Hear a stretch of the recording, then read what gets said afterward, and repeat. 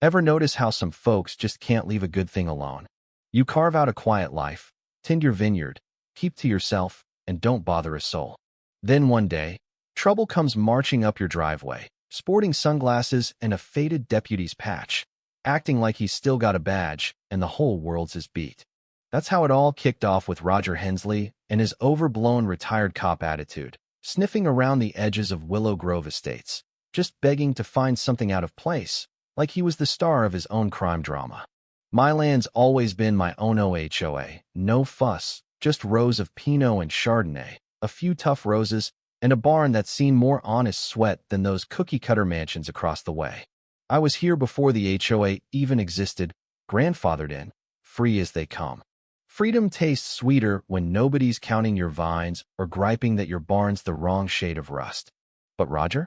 He wasn't happy just lording over the HOA from his front porch. He had to play suburban sheriff, too, patrolling the neighborhood like he was expecting to bust a cartel hiding in my shed. The first hint this was going to be a problem? I catch Roger chewing out a local kid for skateboarding too fast, demanding his name, threatening a citation. A citation, seriously? Then it was my turn. One morning, I spot Roger leaning over my fence with binoculars, claiming he's doing a safety check. Sure. 2 days later, a squad car rolls up my driveway. Cops, looking sheepish, say they got a call about firearms in plain view. I point to my locked gun cabinet, barely visible unless you're standing on a ladder with a telescope. The cop mutters an apology and leaves, but the calls keep coming. Next, it's alcohol smells wafting into the neighborhood. Can you believe that?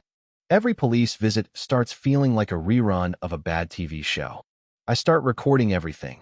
Set up extra cameras, got to be ready, right? That only seems to fire Roger up more. Suddenly, he's at my gate with a clipboard, acting like he's got the authority to inspect my property just because it's next to the HOA. I tell him to get lost. He grumbles, but leaves, though I can feel him watching. Not long after, I find cameras with HOA stickers pointed at my front gate. Another's hidden in the trees, and a third's disguised as a wildlife monitor, but aimed right at my back porch. This isn't a neighborhood watch, it's a full-on stakeout, and my place is the target. Then comes the letter, fancy HOA letterhead, big legal words, basically saying, "Congrats, your property's now under our expanded observation perimeter, so get ready to comply." Signed by Margaret Voss, the HOA's queen bee. My lawyer nearly choked laughing when I showed her, but if you think that stopped them, guess again. A couple of HOA volunteers show up with clipboards, babbling about an environmental review. I meet them at the gate, flash a smile, and give them 5 seconds before they're trespassing. They scamper off, but Roger doesn't quit. I'd see him outside at all hours, morning, dusk, even midnight, pausing just long enough for my motion lights to catch him, like he wanted me to know he was there. I started sleeping lighter, checking my fences more often. That's when things got ugly. My power flickers, my network drops for 10 minutes, and when it's back, 2 of my cameras are fried. Logs show the tampering came from a device on Roger's Wi-Fi. Yeah, that happened. Next day, I've got new cameras, new locks, a hardwired setup, and the old routers in the dumpster. Then the smear campaign kicks off. Flyers start popping up around the neighborhood, non-compliant property identified, with a blurry photo of my gate and wild claims about unlicensed operations and hazardous materials. The UPS guy asks if I'm under investigation. I almost laugh, but honestly, it stings. A man can only take so much before pride kicks in. Then came the city parade. Fire marshal shows up about wildfire risks. Code enforcement comes sniffing around for illegal commercial production. I walk them through, show my paperwork, my sprinkler system, pour them coffee. They leave shaking their heads at how ridiculous it all is. The point wasn't to catch me doing anything wrong, it was to grind me down, bury me in paperwork, make me regret standing my ground. But I'm stubborn, and turns out, I'm not alone. One evening, Ethan, a quieter HOA board member, finds me at the fence, sweating bullets. "Roger's got dirt on Margaret," he whispers. "Financial stuff, project bids. He's running the show." That got me thinking. The next night, I catch a figure lurking by my shed. They bolt, but not before jamming a USB stick into my camera. I scan it, malware, meant to hijack my system, wipe my footage, reroute my feed.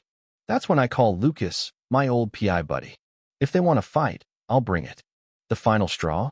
Roger and Margaret file a bogus community risk report, accusing me of illegal gatherings and selling substances. Sure enough, I'm having a low-key barbecue with friends, music barely audible, nothing crazy. Then 2 police cars and a tactical van roll up, lights flashing off my vines. Officers tense, my guests freeze. I walk out, hands up, about to say something stupid when I recognize one of the cops, Jake Turner, an old friend from way back. "Mason," he says, nearly dropping his report. "You've got to be kidding me." He tells his guys to stand down, then has a quiet, heated talk with Roger, who's standing across the street, arms crossed, looking like he just nabbed a kingpin. Jake later tells me the anonymous tip came through a priority channel. Only a cop or someone with connections could have pulled that off.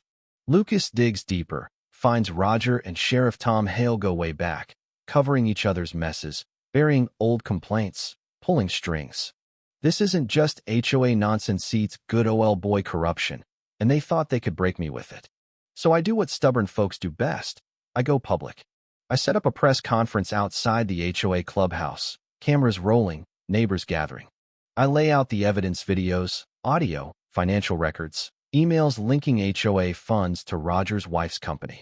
When I show the real zoning map proving my land isn't theirs to police, you could feel the air shift.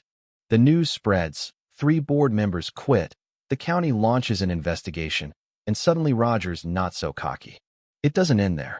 With a decent judge and Lucas's help, we get a warrant. A state task force raids Roger's house at dawn, finding enough illegal surveillance gear, unregistered weapons, and blackmail material to make a Netflix series. The courtroom's a zoo packed with witnesses, neighbors stunned. Roger's convicted on all counts, Margaret's sentenced and ordered to pay restitution, and the HOA's fined and put under oversight. Me? I get $200,000 and, more importantly, my peace back. 6 months later, my vineyard's quiet again, sun spilling through the vines, laughter at the harvest festival. The only cameras are mine, and the only rules are respect and boundaries. The HOA's still around, but now it's about community, not control. Folks call me the guy who took down the suburb. I just smile, sip my wine, and watch the sun sink over the land I fought for. I even put up a sign at my gate: private property. No HOA beyond this point. Ethan, the new interim chair, came by once, read it, and laughed so hard he nearly cried. Funny how one petty power trip can spark a fire that burns a whole rotten system down. But it's got me wondering, where do you draw the line? How far should a neighborhood go to protect itself, and when does it become tyranny? Have you ever tangled with an HOA or a power-hungry neighbor? Was I right to push back, or did I just stir the pot? Let me know in the comments. Share your stories, your battles, your take on what justice really looks like.